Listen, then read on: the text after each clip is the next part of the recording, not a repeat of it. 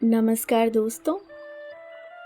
आइए आज कहानी गोल्ड में सुनते हैं सुधा ओम ढिंगरा जी की लिखी कहानी पासवर्ड। $25,000 का चेक और BMW महंगी गाड़ी की चाबी हाथ में लिए तन्वी अपने प्रेमी मनु के साथ कचहरी से बाहर निकली। दोनों के चेहरे अपनी विजय से दमक रहे हैं। तन्वी को विश्वास नहीं था कि साकेत उसे इतनी आसानी से तलाक दे देगा, और वह भी उसी की शर्तों पर। तन्वी और मनु ने षड्यंत्र रचा था, जिसमें से वे बड़ी चतुराई और कुशलता से निकल आए तथा इस साजिश का किसी को पता भी नहीं चला। इसी सोच का दंभ उनकी जीत के सुरूर के साथ उनके चेहरों पर उभर रहा है। उनके द्वारा बिछाए गए जाल में साकेत ऐसा जकड़ा गया कि अंत में उन्हीं की बातें उसे माननी पड़ी। इसी भ्रम में वे प्रसन्न पार्किंग लॉट की ओर जा रहे हैं। कचहरी के पार्किंग लॉट में पहुंचते ही तन्वी और मनु आलिंगनबद्ध हो गए और एक दूसरे को चूमने लगे। साकेत की नज़र उन पर पड़ी। पिछले कई महीनों का तनाव, निराशा, गुस्सा, उदासी, आक्रोश उसकी आंखों से रास्ता तलाशने लगे। उसकी आंखों ने उन्हें रास्ता नहीं दिया। तन्वी के लावण्य को अंतिम बार देखता हुआ साकेत वहां से चला गया। वह उसके सलोनेपन और भोले चेहरे से ही भ्रमित हुआ था। कई बार इंसान का अच्छा स्वभाव उसके आड़े आ जाता है। उसकी विनम्रता को उसकी कमजोरी समझकर ठगा जाता है, और दगा देने वाले ये भूल जाते हैं कि शायद यह स्वभाव उस व्यक्ति की शक्ति हो। समझने और पहचानने की भूल धोखेबाज को महंगी भी पड़ सकती है। इससे बेखबर वे अपनी चाल चल जाते हैं, या उन्हें अपनी शातिर चालों पर विश्वास होता है।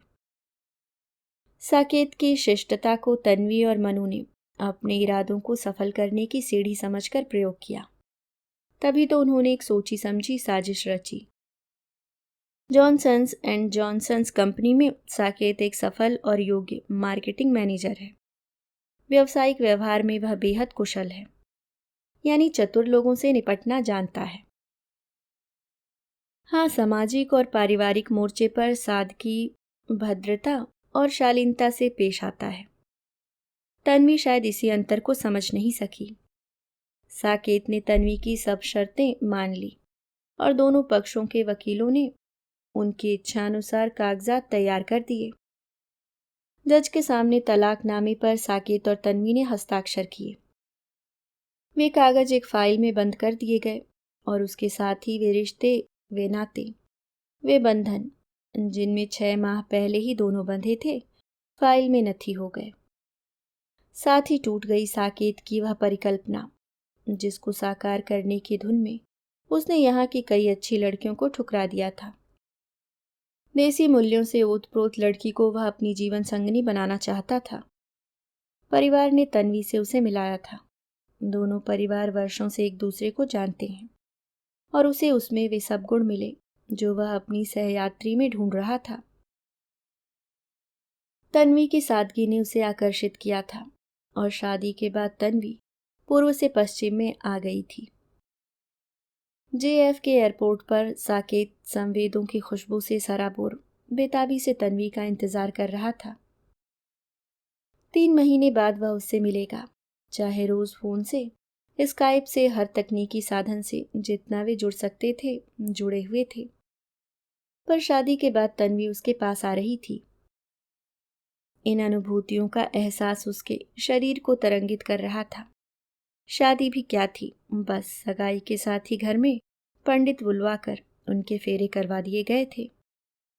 तन्वी का परिवार बिना शादी किए उसे विदेश भेजने को तैयार नहीं था। वह भी धूमधाम की शादी और दहेज के विरुद्ध था। तन्वी मंगेतर वीजा पर आ रही थी, इसलिए शादी की चर्चा भी नहीं की जानी थी। एक सादे से समारोह में तन्वी उसकी पत्नी बनकर उसके पारिवारिक घर में आ गई थी। तन्वी के एयरपोर्ट से बाहर आते ही वह बाहें फैलाए उसे मिलने के लिए आगे बढ़ा, तो तन्वी को चक्कर आ गया। वह गिरते गिरते बची। साकेत उसे संभालता हुआ एयरपोर्ट से बाहर ले आया, जहां उसकी कार खड़ी थी। रास्ते में उल्टियां आती रही। शायद कमजोरी हो गई है, तन्वी कार सीट पर अधलेटी होती हुई बोली। साकेत ने उसके सम्मान में खूब घर सजाया हुआ था। सजावट की एक एक पत्ती और फूल उसकी भावनाएं प्रकट कर रहे थे। उसने वही फूलों की सजावट में कुछ उपहार रखे हुए थे। शादी इतनी जल्दी में हो गई थी कि वह उसे कोई उपहार नहीं दे पाया था, न ही उसके प्रति अपनी भावनाएं व्यक्त कर पाया। शादी के तीसरे दिन वह यहाँ आ गया था।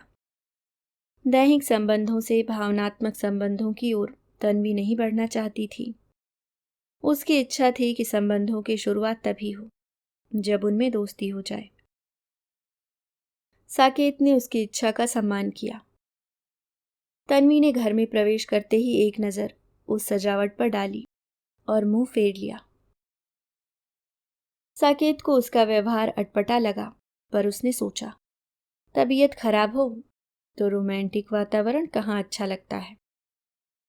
शनिवार रविवार यानी पूरा वीकेंड वह बिस्तर में घुसी रही और साकेत उसकी सेवा करता रहा। साकेत ने सोचा कि कोर्ट में शादी की तारीख आगे कर देनी चाहिए। वह जा नहीं पाएगी। यहाँ की कोर्ट में शादी हुए बिना ग्रीन कार्ड के लिए अप्लाई नहीं किया जा सकता था, और ग्रीन कार्ड के बिना वह यहाँ कुछ भी नहीं कर सकती थी। एक तरह से यहाँ रहने और काम करने का परमिट है ग्रीन कार्ड। वीकेंड होने से सभी दफ्तर बंद थे। वह वकील को शादी की तिथि बदलने के लिए फ़ोन नहीं कर पाया। सोमवार सुबह उसने वकील को फ़ोन करने के लिए फ़ोन उठाया ही था कि तन्वी ने उसका हाथ पकड़ लिया। वह शादी के लिए तैयार खड़ी थी। वह उसे देखता रह गया। कल रात तक तो इससे उठा नहीं जा सकता था। आज सुबह इतनी तरोताजा कैसे हो गई? उसने अपने उपहार भी उठा लिए थे। शादी की औपचारिकता के बाद वे इस देश के कानूनन पति पत्नी हो गए। उसने क्षणिक आवेग में तन्वी को चूम लिया। वह गुस्से से तिलमिला गई। आप अपना वादा नहीं तोड़ सकते। अभी हमारी दोस्ती शुरू ही हुई है। मेरी मर्जी के बिना आप मुझे छुएंगे नहीं। साकेत उसके इस तरह के व्यवहार से सकपका गया। सॉरी तन्वी, मैंने तो दोस्त को ही चूमा है। नहीं, आपने दोस्त को नहीं, पत्नी को चूमा है, वह सख्ती से बोली। उसके भीतर कुछ टूट गया। शादी से पहले की तन्वी, अपने देश में शादी के 3 दिन बाद की तन्वी, और उसके साथ यहाँ विदेश में रहने आई तन्वी के स्वभाव का अलगाव उसे महसूस हुआ, जो उसके भावनात्मक एहसास में कांटों सा चुभ गया। अपने माँ बाप, परिवार और देश को छोड़कर आई है। दिन रात का अंतर भी शरीर पर प्रभाव डाल रहा होगा, इसलिए शायद चिड़चिड़ी हो गई है। उसने अपने भीतर की टूटन को सोच की गोंद से जोड़ने की कोशिश की। दोनों देशों की सांस्कृतिक और वैचारिक भिन्नता के साथ तालमेल बैठाने के लिए तन्वी को समय देना चाहिए। उसके भीतर भावनाओं का अलाव बुझ गया था। उसने उसे जलाए रखने के लिए सोच की चिंगारियों को सुलगाए रखा। घर आते ही वह फिर बिस्तर में घुस गई। उसके सिर में दर्द शुरू हो गया था। अगले दिन उसने तन्वी को उठाना जरूरी नहीं समझा। उसे अपने काम करने की वर्षों से आदत है। जाने से पहले रसोई के काउंटर पर वह अपने कंप्यूटर का पासवर्ड, यदि वह कंप्यूटर का प्रयोग करना चाहे, कुछ डॉलर, अपना क्रेडिट कार्ड और टैक्सी स्टैंड का नंबर छोड़ गया। अगर तन्वी बाहर घूमने जाना चाहे तो उसके पास हर तरह की सुविधा होनी चाहिए। उसने कंप्यूटर का पासवर्ड ही नहीं, अपनी जिंदगी का पासवर्ड उसे दे दिया था। तन्वी घर में अकेली है। पूरा दिन वह सोचता रहा और जल्दी घर आ गया। घर में प्रवेश करते ही उसने उसे फिर बिस्तर में ही पाया।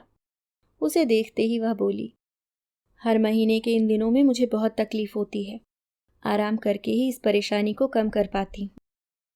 इससे पहले कि वह कुछ कहता, बिस्तर पर पड़ी एक फाइल पर उसकी नज़र पड़ी।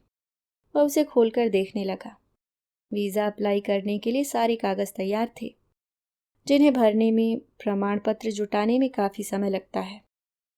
पर उसके बारे में इतनी सारी जानकारी तन्वी को मिली कहाँ से? इसका मतलब तन्वी ने उसका कंप्यूटर, पूरा घर, एक एक दराज देखा है। शंका उसके भीतर रास्ता तलाशने लगी। पत्नी है, उसका हक बनता है। उसने शंका को पनपने नहीं दिया। उसके साथ बैठकर भी तो यह कार्य किया जा सकता था, कितना मज़ा आता। पता नहीं क्यों उसने कह दिया। तन्वी, तुम ठीक होती तो बैंक जाकर जॉइंट अकाउंट भी खुलवा देते। एप्लीकेशन की सारी फॉर्मेलिटीज़ पूरी हो जाती। यह सुनते ही वह उठ बैठी। चलें, जो काम कल करना है उसे आज ही समाप्त कर लेते हैं। इतनी जल्दी क्या है, तुम्हारी तबीयत ठीक नहीं है, 1-2 दिन में भेज देंगे। तबीयत की वजह से काम नहीं रुकने चाहिए। मैं तो चाहती हूँ जल्दी वीज़ा मिले और मैं नौकरी कर पाऊँ। मेरे जैसे प्रोफेशनल्स घर में नहीं बैठ सकते। ऐसे कामों में समय तो लगता है, तुम्हें धैर्य से काम लेना होगा। नहीं, अब चलिए, बैंक का काम समाप्त कर डिनर बाहर ही खा लेंगे। एप्लीकेशन में जो छूट गया होगा उसे रात को पूरा कर लेंगे। वैसे मैंने आपकी तरह से सब कुछ भर दिया है। सब कुछ चेक करके आप हस्ताक्षर कर दीजिए। कल मैं पोस्ट ऑफिस जाकर इसे मेल करवा दूंगी। कहकर वह उसे धकेलती सी कार तक ले गई। घर आते ही तन्वी फाइल उसे थमाती हुई बोली, मेरा सिर फिर से दुखने लगा है। प्लीज़ आप इसे चेक कर लें। जो कुछ रह गया हो उसे पूरा कर दें। मैंने अपने साइन कर दिए हैं। आप सब देखकर अपने सिग्नेचर कर दें। भूलना नहीं। 1 सप्ताह के लिए आप कैलिफोर्निया जा रहे हैं। मैं नहीं चाहती वीज़ा प्रोसेस डिले हो। मेरी तबीयत ठीक नहीं। आप आज भी दूसरे कमरे में सो जाएं। जब से तन्वी आई है दोनों अलग अलग कमरों में सो रहे हैं। वह रात को अपने बिस्तर में लेटे हुए बैंक से घर आने तक के समय को सोच में दोहरा रहा था।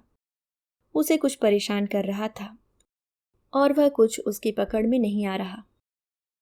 रेस्तरां में बैठे हुए जब वह उसे Subway station, bus stop, taxi stand और इनमें सफ़र करने के टिप्स बता रहा था तो उसने कोई रुचि नहीं दिखाई, बल्कि उसने उसे यह एहसास कराया कि वह इस देश को उससे अधिक जानती है और वह बेवजह अपना समय बर्बाद कर रहा है।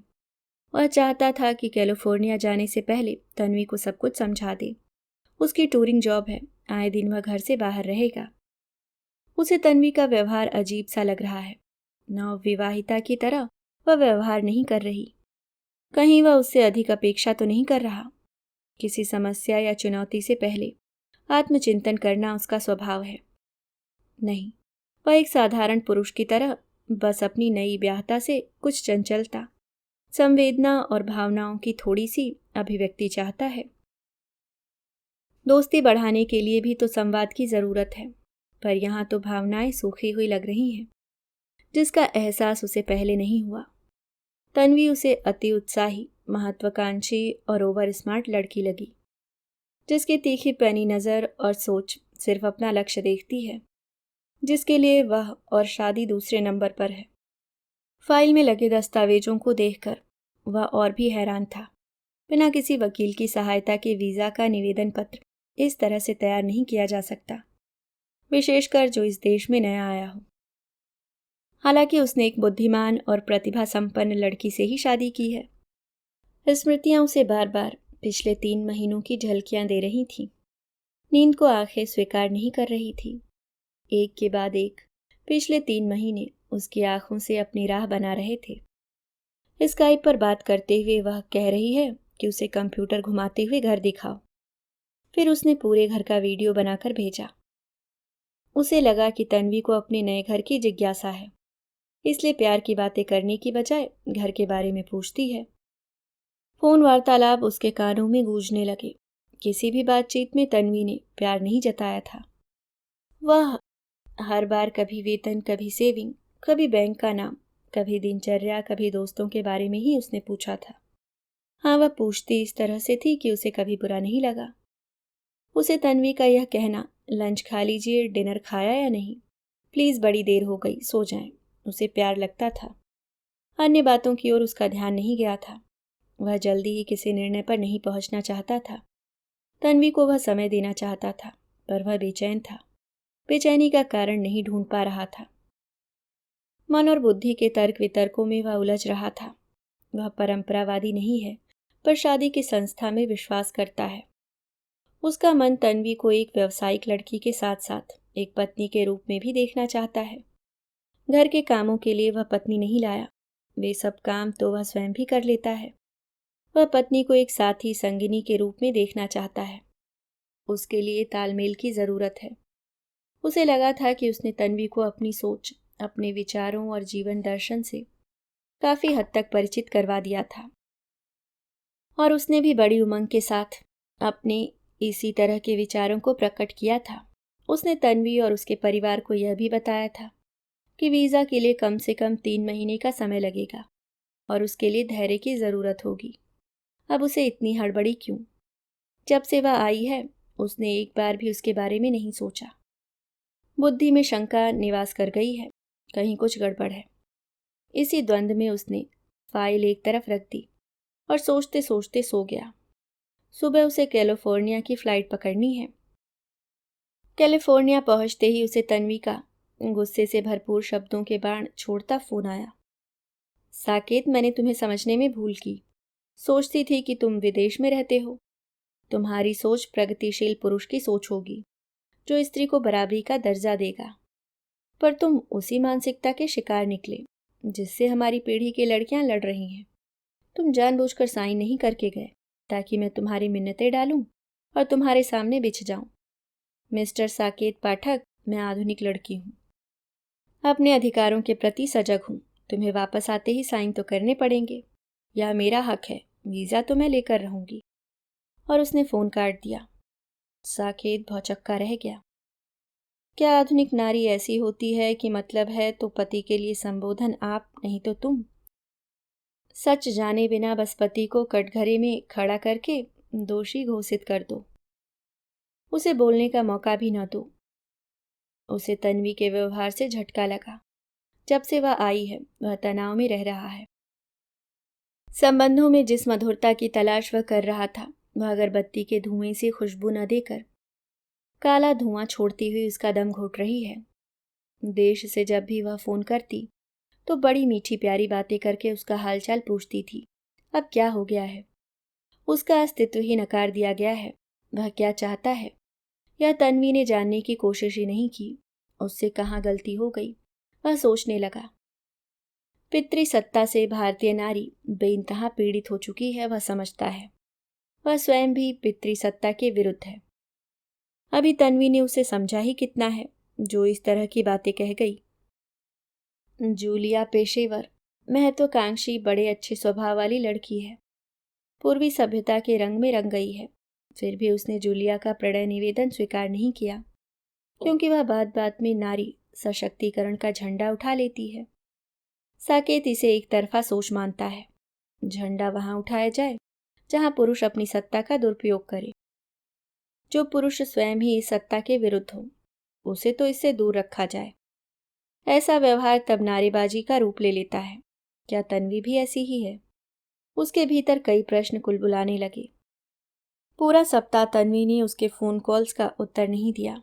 साकेत को बहुत बुरा लगा। नई नई शादी हुई है और संबंध ऐसा हो गया है। उसने अपने भाई से बात की जो तन्वी को पहले से जानता है। वह भी तन्वी के इस तरह के व्यवहार से हैरान हो गया। कैलिफोर्निया का काम शीघ्र समाप्त हो गया और वह एक दिन पहले घर वापस आ गया।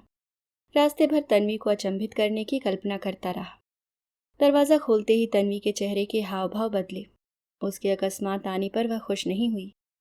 घर के भीतर प्रवेश करते ही उसे एक नौजवान मिला। साकेत, ये मेरे मित्र मनु हैं, जो मेरे साथ कॉलेज में पढ़ते थे। यहाँ मॉल में मुझे मिल गए और मैं इन्हें घर ले आई। साकेत ने हाथ मिलाया और छूटते ही कहा, आपको उसी फ्लाइट में एयरपोर्ट से बाहर आते देखा था जिसमें तन्वी आई थी। तन्वी एकदम बोली, नहीं साकेत, ये तो पिछले 1 वर्ष से यहाँ पर हैं। आपको भ्रम हुआ है। साकेत मुस्कुरा दिया। उसे पता था कि उसे भ्रम नहीं हुआ। उसने तन्वी से कुछ दूरी पर मनु को जहाज से बाहर लॉबी में आते देखा था। मनु रात्रि भोज के लिए नहीं रुका। रात्रि भोज के बाद तन्वी वीज़ा का निवेदन पत्र और उससे जुड़े दस्तावेज ले आई। साकेत को ऐसी ही उम्मीद थी। उसने भी सब कुछ पढ़कर हस्ताक्षर कर दिए। वह थकान का बहाना करके अपने कमरे में सोने चला गया। उसने अपने मोबाइल में ये चित्र देखे जो उसने एयरपोर्ट पर तन्वी के खींचे थे। मनु पीछे भीड़ में दिखाई दिया। उसने उसी समय उस चित्र को अपने भाई को यह लिखकर भेज दिया, यह लड़का तन्वी के कॉलेज का मित्र है, अमेरिका कब आया पता लगाओ। उदासी अनचाही घटासी घिराई और पूरे बदन में समा गई। तन्वी के झूठ ने शक और सोच के द्वार खोल दिए। जीवन में पहली बार चिंतन के खुले आकाश में वह अरस्तु बन उड़ा। भूत, भविष्य और वर्तमान में डुबकी लगाई। कंपनी में उसे दूरगामी चिंतक कहा जाता है। इसी दूरदर्शिता से वह कंपनी को बुलंदियों पर ले गया है। शायद तभी वह कंपनी की ज़रूरत है। पर इस समय तो घर और जीवन से जुड़े पहलू हैं, रिश्ते हैं, भावनाएं और संवेग है, परिवारों का सम्मान और कुछ महीनों की शादी है। तन्वी पत्नी का कोई धर्म नहीं निभा रही, फिर भी वह उसकी पत्नी है। एक लंबे मनन के बाद वह उस कुछ को पकड़ पाया जो कई दिनों से उसकी परेशानी का कारण था। उसने मन ही मन अपनी दिशा निर्धारित की। नींद तो कब से इंतजार कर रही थी, चुपके से उसे थपथपाने लगी। सुबह अखबार खोलते ही वह उछल पड़ा। उसकी कंपनी की जोड़ों की दर्द की दवाई मार्केट में जाने के लिए स्वीकृत हो गई कि दवाई की मार्केटिंग के सिलसिले में अगले कुछ महीने वह बहुत व्यस्त रहेगा। तन्वी के चेहरे के भावों को वह गौर से देखता रहा। वहां वह कुछ अधिक ढूंढ नहीं पाया। तन्वी कभी घर पर मिलती, कभी नहीं। एक दो दिन घर रहकर वह फिर किसी शहर चला जाता। इस रिश्ते में शारीरिक संबंधों को कोई स्थान नहीं मिला। बहुत कुछ समझ गया था जिसे तन्वी भाप नहीं पाई। डैलस से जल्दी लौटना उसके लिए वरदान साबित हुआ। नाटक पर से पर्दा उठ गया। घर में प्रविष्ट करते ही उसने मनु और तन्वी को शराब के साथ सिगरेट का धुआं उड़ाते देखा। सिगरेट के धुएं से उसे एलर्जी है। वह खांसने लगा और खिड़कियां दरवाजे खोलने लगा। तन्वी नशे में थी, बिफर गई। तुम्हें फ़ोन करके आना चाहिए, मैं सिगरेट न सुलगाती। तुम बिना बताए आते हो मुझ पर नज़र रखने के लिए। साकेत का धैर्य भी जवाब दे गया। मुझे अपने ही घर में आने के लिए फ़ोन करना पड़ेगा। तन्वी, यह मत भूलो कि यह घर मेरा है और हम पति पत्नी हैं। वह यह कहकर दूसरे कमरों की खिड़कियां खोलने चला गया। कमरे में लौट कर आया तो मनु जा चुका था और तन्वी का गुस्सा आकाश की बुलंदियां छू रहा था। तुमने मेरे फ्रेंड का ख्याल भी नहीं रखा। मैं ऐसे दकियानूसी ओल्ड फैशन आदमी के साथ नहीं रह सकती जो हर समय मेरी जासूसी करता है। जो मर्द अचानक घर आता है, इट मीन्स वह अपनी बीवी पर शक करता है और उस पर नज़र रखना चाहता है। मैं आज़ाद ख्यालों की मॉडर्न लड़की हूँ, यह सब बर्दाश्त नहीं कर सकती। तन्वी, तुम आधुनिकता की आड़ में आज़ादी का नाजायज़ फ़ायदा उठा उसे अर्थहीन कर रही हो। तुम्हारी जैसी लड़कियां दूसरी लड़कियों का स्तर भी गिराती हैं। तुम मुझे जो भी समझती हो, मुझे कोई फ़र्क नहीं पड़ता। अगर मेरे साथ नहीं रह सकती तो तलाक ले लो। साकेत ने बड़ी शांति से कह दिया। $25,000 और BMW नए मॉडल की कार दो तो तलाक दूंगी। मेरे पास अभी जॉब नहीं है और यहाँ सेट होने के लिए यह सब चाहिए। साकेत ने बड़ी लापरवाही से कहा, मिल जाएगा, और घर से बाहर चला गया। फिर वह उन्हें कोर्ट में ही मिला। कचहरी के पार्किंग लॉट से ही तन्वी और मनु अपनी जीत का जश्न मनाने मनु के अपार्टमेंट की ओर चल पड़े। दोनों खुश थे कि उनकी योजना सफल रही। वे दोनों ज्यों ही मनु के अपार्टमेंट के सामने पहुंचे तो पुलिस ऑफिसर और एक वकील खड़ा था। वकील ने आगे होकर उन्हें कहा, मेरा नाम पंकज मेहता है और मैं मिस्टर साकेत पाठक का वकील हूँ और उन्होंने आपके विरुद्ध पुलिस कंप्लेंट फाइल की है जिसमें आपके खिलाफ कई एलिगेशंस हैं। आप पुलिस गाड़ी में बैठ जाएं, नहीं तो ये आपको अरेस्ट करेंगे। दोनों ने पुलिस ऑफिसर्स के हाथों में हथकड़ी देखी और पुलिस गाड़ी में जा बैठे। पुलिस थाने में पुलिस ऑफिसर ने साकेत के वकील मिस्टर मेहता को उनके खिलाफ सारे आरोप पढ़कर सुनाने के लिए कहा। मिस्टर साकेत के साथ आपने धोखाधड़ी की है। आप प्रेमी प्रेमिका हैं और एक अमीर NRI से शादी करके वीज़ा लेने और पैसा ऐंठने की जो योजना आप लोगों ने बनाई, उसके प्रूफ हमारे पास पहुंच गए हैं। ईमेल्स, SMS, फोटोग्राफ सब कुछ पुलिस ऑफिसर्स को दे दिए गए हैं।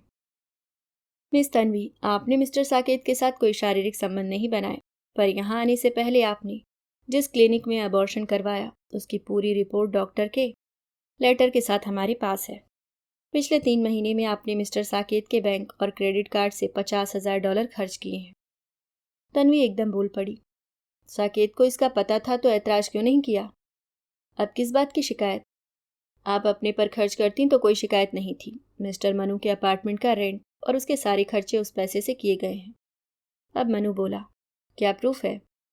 मिस्टर मनु, अगर आप आधुनिक युग के मॉडर्न युवक हैं तो इस युग की टेक्निकल प्रोग्रेस से भी वाकिफ होंगे। जिस देश में आप बैठे हैं यहाँ प्रूफ जुटाना मुश्किल नहीं। सब रसीदे बिल पुलिस ऑफिसर्स के पास है।